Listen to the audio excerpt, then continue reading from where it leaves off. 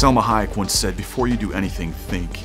If you do something to try and impress someone, to be loved, accepted, or even get someone's attention, stop and think. So many people are busy trying to create an image, they die in the process. Have you ever met someone dying in the process? There's a sobering futility in the struggle of someone trying to find meaning and purpose through cultural acceptance. You see, many people search for value in temporal things, like possessions or social status or education. And no matter how high they climb or how much they acquire, they still feel shallow and empty, hopeless.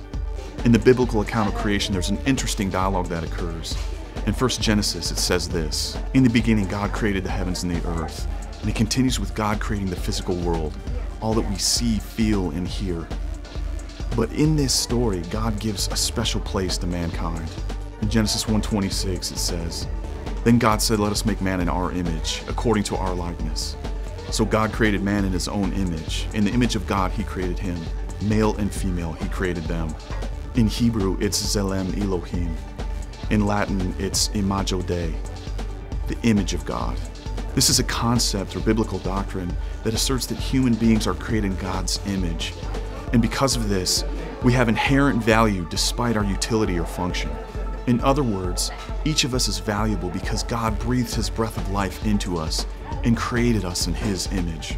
Because of this, every human has intrinsic value, not because of something we say or do, but because we've been created in his image. We're God's workmanship.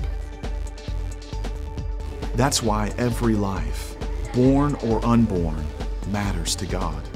This term Imago Dei refers fundamentally to two things. First, God's own self-expression through mankind, and secondly, God's love for mankind. To assert that humans are made in the image of God is to recognize the special qualities of human nature which allow God to be made manifest in mankind.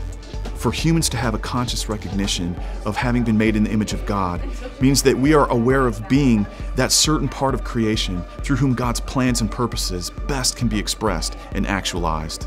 The moral implications of this doctrine are apparent, that if humans are to love God, then humans are to love those that God has created as well, because each of us is an expression of God's workmanship.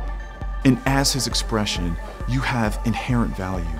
You are already loved by God as much as you can be loved by God. Nothing you say or do will change the love that God has for you right now. We live in a world where value, worth, and importance are based upon contribution and performance. But God doesn't love the seemingly beautiful or talented people any more than anyone else. He isn't moved by social status or economy.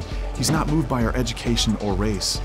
God is simply love, and he loves us. So stop dying in the process of trying to be something that you're not. You were created in the image of God, and you are loved by God completely.